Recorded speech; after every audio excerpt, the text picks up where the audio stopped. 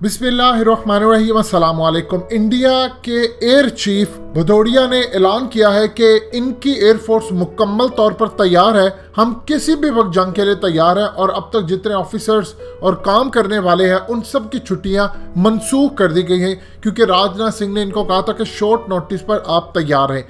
इसके साथ याद रखिए, जब 2016 के अंदर राफेल की पहली मरतबा डील हो रही थी तो ये उस वक्त डिप्टी एयर चीफ थे और इन्होंने जाकर फ्रांस सारे मामला तय किए। अब तकरीबन एक हफ्ते के बाद आपको मुकम्मल तौर पर नजर आएगा कि इंडिया को 5 राफेल तैयारे मिलने जा रहे हैं। मजीद डिस्कस करने से पहले इस वीडियो को लाइक करें, हकीकत टीवी को सब्सक्राइब करें और बेल आइकन पर जरूर क्लिक करें। लेकिन उसके साथ इंडिया ने हंगामी तौर पर फ्रांस को कहा है कि जो मर्जी हो, स्टॉक में जिसका पड़ा किसी और कस्टमर के लिए बनाए हैं, हमें फौरी तौर पर 7 हैमर मिसाइल्स दो, क्योंकि चाइना हमारे सर पर आकर खड़ा है और किसी भी वक्त यहाँ पर पाकिस्तान और चाइना की जानिब से लड़ाई हो सकती है। लिहाजा हमें मुकाबला करने के लिए फौरी तौर पर हैमर मिसाइल दिए जाए।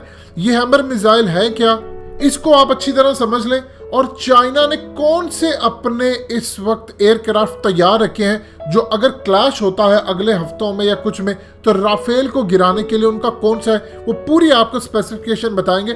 फिर आप हैरान होंगे कि राफेल को गिराना तो चाइना के बाएं हाथ का खेल है और उसके बाद शायद वो मौका आ सकता है कि इंडिया को दुनिया भर से सप्लाई ना मिले। लेकिन सबसे पहले समझ लें ये हैमर मिसाइल है क्या, जो कि इस वक्त उन्होंने अर्जेंट बेसिस पर मंगवाए हैं। देखिए, इसराइल ने इनको स्मार्ट स्पाइस जो गाइडेड किट है वो दी है कि आप इसके साथ यूज कर सकते हैं।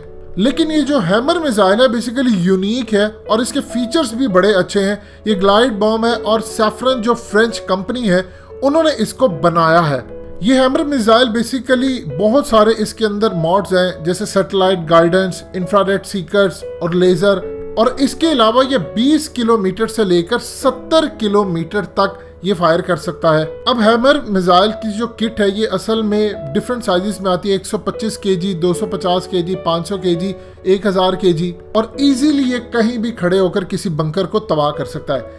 अब सवाल अहम इस वक्त पैदा ये होता है कि चाइना ने इनके मुकाबले के लिए कौन सा ऐसा अहम तरीन अपना जहाज तैयार किया, उसको जरा कंपैरिजन करके आपको बताते हैं ताकि आपको अंदाजा हो कि ये क्या काम करेंगे कि इजीली गिरा देंगे। इंडिया का जो राफेल है ये बेसिकली मुकाबला करेगा चाइना के J-20 स्टेल्थ फाइटर से।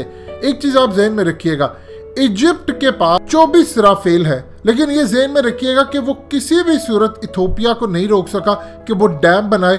5 राफेल से अगर इंडिया समझता है कि वो मुकाबला कर लेगा तो ये इनकी बहुत बड़ी गलतफहमी है, क्योंकि J-20 स्टेल्थ फाइटर ना इंडिया इसको कंट्रोल कर पाएगा, वो इजीली आसानी के साथ राफेल को गिरा देगा और वो रेडार पर भी नहीं आएगा। चाइना ने जो अपना J-20 स्टेल्थ फाइटर बनाया है ये असल में दुनिया का तीसरा third operational 5th generation stealth fighter है, F-22 और F-35 के बाद। अब अगर आप मुकाबला करते हैं राफेल का और J-20 स्टेल्थ फाइटर का तो आप मुकाबला करके देख सकते हैं कि इसकी मैक 2 स्पीड है, यानी J-20 की तकरीबन कोई 2500 किलोमीटर पर आवर इसकी स्पीड है, और राफेल का अगर आप देखें तो उसकी तकरीबन 2200 किलोमीटर पर आवर इसकी स्पीड है।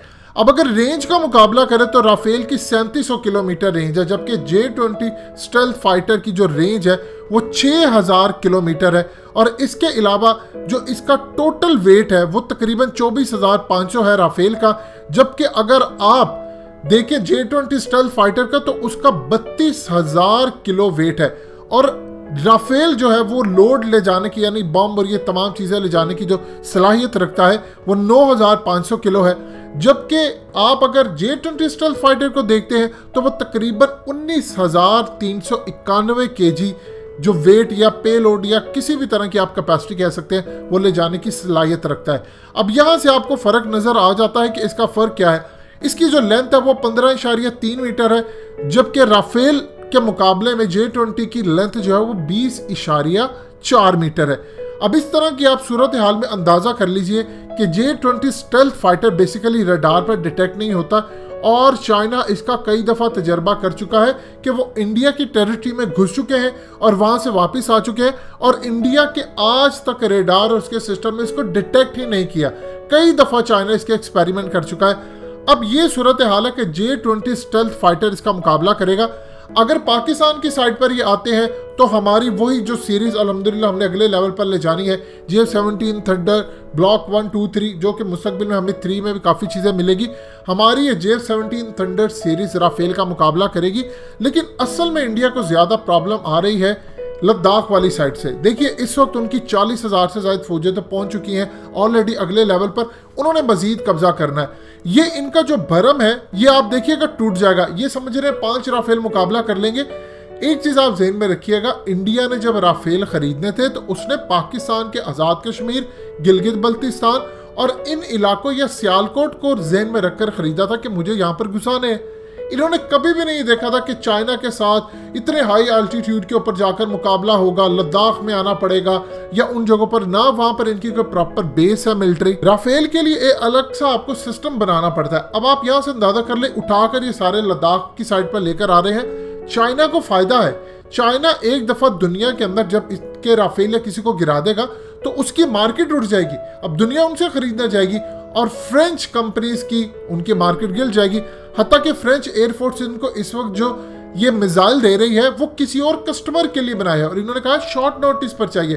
उसके बावजूद ये मुकाबला नहीं कर पाएंगे चाइना का और आपको नजर आएगा चाइना की बर्तरी किस तरह होती है।